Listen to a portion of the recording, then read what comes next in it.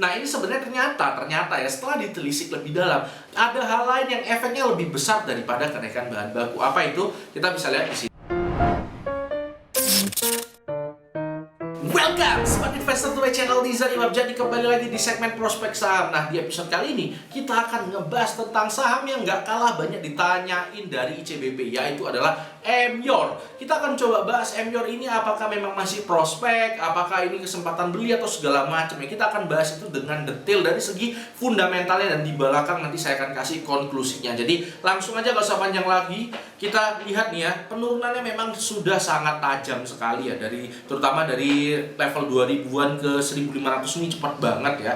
Nah, sekarang kita akan coba bahas sedikit. Sebenarnya ada kemiripan yang terjadi dengan ICBP dan Emyor, yaitu adalah kenaikan dari bahan baku. Kita bisa lihat WET itu yang naiknya tinggi banget, yang mempengaruhi performa dari ICBP itu ternyata juga ada efeknya ke Emyor. Karena Emyor itu produknya juga ada serealnya ya.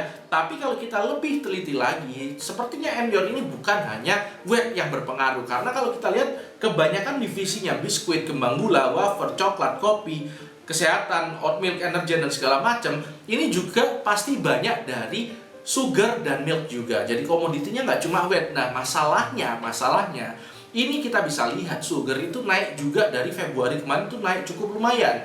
Terus untuk milk dari Februari, dari Januari malah ya itu juga cukup lumayan kenaikannya. Dan apalagi kalau kita lihat untuk beban pokok penjualan dari Emyor sendiri itu 80% itu berasal dari pembelian bahan baku. Nah, ini makanya kita bisa lihat memang untuk kenaikan bahan baku ini kayaknya mungkin banget terjadi di Emyor seperti itu ya. Oleh karena itu kita juga bisa lihat EPS anualnya itu juga sudah menurun. Jadi ini sudah terjadi ya, pendapatannya sudah mulai menurun dibandingkan 2016. EPS anualnya masih lebih gede 2016, meskipun ini belum kuartal 4 ya, yang dimana kuartal 4 biasanya agak naik pendapatannya. Tapi ini cukup serius karena ya kemungkinan nggak akan lebih besar dari 2020 pendapatannya. Seperti itu. Nah, kok bisa seperti ini? Apakah memang cuma kenaikan bahan baku yang mengancam bisnis Emyor? Nah, ini sebenarnya ternyata ya setelah ditelisik lebih dalam, ada hal lain yang efeknya lebih besar daripada kenaikan bahan baku. Apa itu? Kita bisa lihat di sini. Di laporan keuangannya juga kita bisa lihat untuk beban pokok penjualan yang meningkat dari 12,2 T jadi 14,8 T. Ini menyebabkan laba kotor atau laba brutonya, gross profitnya itu turun ya, dari 5,2 T jadi 5,0 T. Ya, turun sekitar 5%-an ya kurang lebih. Tapi yang bikin lebih dalam itu adalah turunan pada saat di laba usaha atau EBIT. Kita bisa lihat EBIT-nya turun dari 1,915 T jadi cuma 1,441 T. Ya, ini turunnya besar banget, dan ini disebabkan oleh beban penjualan yang meningkat sekitar kurang lebih 200 miliaran. Kita bisa lihat di sini ya. Nah, ini kalau kita detailkan lebih dalam, apa sih yang meningkat di dalam beban penjualannya ini? Kita lihat di LK-nya. Untuk beban pokok penjualannya, nah ini beban penjualannya ya, kita bisa lihat memang yang paling besar itu berada di iklan dan promosi. Kita bisa lihat ya, iklan promosi ini porsinya paling besar, tapi yang naiknya besar banget 200 miliaran itu adalah pengiriman. Sedangkan iklan dan promosi nggak naik ya, naik dikit banget lah. Tapi ini yang menyebabkan naiknya dari 2,8 T ke 3 T ini adalah pengiriman. Jadi yang membuat Emyor bisnisnya terganggu itu nggak cuma bahan baku yang naik, tapi harga pengiriman yang meningkat. Dan ini sangat masuk akal. Kenapa? Ketika saya melihat laporan keuangan berikutnya di bagian ini ya, segmen operasi. Nah, kita bisa lihat di bagian segmen operasi ini. Sini pasar geografis dari Emyor itu adalah Indonesia, Asia, dan lain-lain. Jadi pangsa pasar ekspornya ini sudah cukup besar, sekitar 40%-an ya. Dan kita harus tahu untuk asetnya itu masih sebagian besar ada di Jabotabek. Di Filipina ada dikit lah. Artinya apa? Kita bisa tahu bahwa pabriknya itu ya adanya di Jabotabek dan Filipina aja dikit ya. Jadi kalau mau ngirim ke Asia ya tergantung banget dengan pengiriman. Yang masalahnya pengiriman ini harganya pasti naik karena harga komoditas lagi selangit. Kayak gitu ya. Jadi ini besar banget dampaknya, beda sama ICBP yang mungkin sudah membeli Pine Hill yang di luar negeri sana ya. Untuk pengiriman nggak terlalu naik cukup signifikan. Dengan Emyor seperti ini, model bisnis seperti ini gitu. Dan ini yang menyebabkan menurut saya prospek bisnisnya terganggu. Satu adalah bahan baku, yang kedua adalah pengiriman. Itu ya. Nah, sekarang kita ngomong di luar bisnisnya apakah masih prospek atau tidak. Kita ngomongin murahnya sekarang.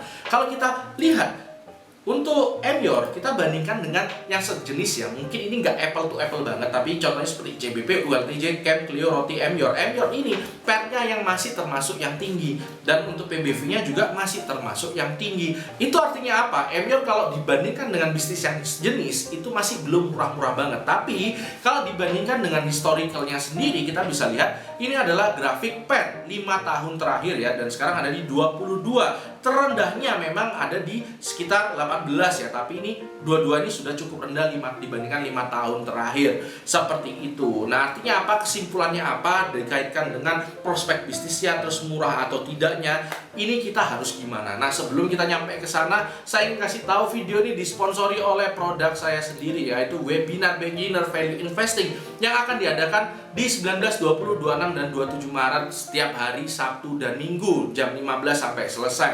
Harganya 300.000 aja untuk 4 kali pertemuan ini ya. Ini worth it banget karena di sini sudah termasuk video rekaman, modul exercise, live presentation, lifetime access untuk web apps Lentera juga. Jadi ini di sini nanti udah lengkap ya, udah ada modulnya, udah ada exercise-nya juga. Nanti udah di sini semua solusinya seperti apa, video penjelasannya. Jadi kalau mau belajar lagi malamnya itu bisa. Jadi kalau misalnya kita ikut webinar nanti setelah webinar lupa, di sini harusnya enggak gitu ya. Dan materinya apa aja? Materinya kurang lebih 4 hari seperti ini ya, dari day 1 sampai day 4. Nah, teman-teman bisa baca sendiri seperti itu. Nah, lanjut sekarang ke konklusi dari Emyor. Emyor ini sekarang sudah ada di titik support sekitar 1.500-1.400 di garis rentang biru ini ya. Nah, kalau kita beli di sini bukan berarti kita nggak bisa untung ya. Karena kenapa? Karena kalaupun saham itu mau turun, itu pasti ada reboundnya. Seperti pada saat naik ada turunnya. Seperti itu ya. Jadi ini juga harusnya kita juga bisa memanfaatkan beli di support, nunggu rebound, nah dijual lagi di situ bisa aja. Nah, mungkin teman-teman juga yang nyangkut daripada pada saat turun banget seperti ini dijual ya. Mending kalau memang udah nggak percaya dengan prospeknya, mending dijual pada saat rebound aja. Gitu, itu lebih better daripada kalau harus dijual sekarang pada saat turun-turunnya. Gitu teman-teman ya. Dan juga ini sebagai catatan, artinya kalau teman-teman beli saham di sini ya, artinya anggaplah teman-teman mau pakai strategi slow grower ya. Kita harus tahu untuk slow grower itu salah satu penariknya adalah dividen. Nah, teman-teman apakah dengan dividen 3,5%-an setahun teman-teman cukup puas? Nah, kalau cukup puas ya nggak masalah. Kalau nggak puas ya teman-teman harus tahu juga ya, kalau mau beli consumer goods itu juga masih banyak yang lain juga yang mungkin lebih better daripada Emyor. Seperti itu ya. Jadi kesimpulannya itu ya. Kalau teman-teman tertarik untuk beli slow grower, perhatikan dividennya cukup puas atau tidak. Kalaupun puas, teman-teman harus ingat ada nggak sih opsi lain yang lebih baik seperti itu. Nah, kalau teman-teman nggak pakai strategi slow grower ya jangan di sini, karena ini adalah slow grower, growth-nya sudah mulai melambat. Contohnya seperti ini ya. Kita lihat ini adalah growth dari Emyor mulai melambat seperti ini ya. Dan juga ini juga pasti bukan siklikal dan juga pasti bukan aset play. Jadi ini pakai slow grower di sini. Kalau slow grower itu daya tariknya salah satunya adalah dividen dan juga belinya harus pada saat murah. Gitu. Kalau nggak murah ya jangan beli slow grower. Beli slow grower itu harus murah. Kalau mau beli mahal nggak masalah, itu belinya di fast grower seperti itu ya. Itu aja mungkin episode kali ini harusnya sudah terjawab. Untuk teman-teman semua yang nyangkut gimana, terus yang belum beli gimana cara untungnya, yang mau beli yang harus diperhatikan apa, harusnya udah terjawab semua di sini. Dan kalau teman-teman suka jangan segan-segan untuk like, komen, dan subscribe dan follow IG saya. Ya, itu aja episode kali ini karena itu baru seimbang, tetap cerdas, tetap sana.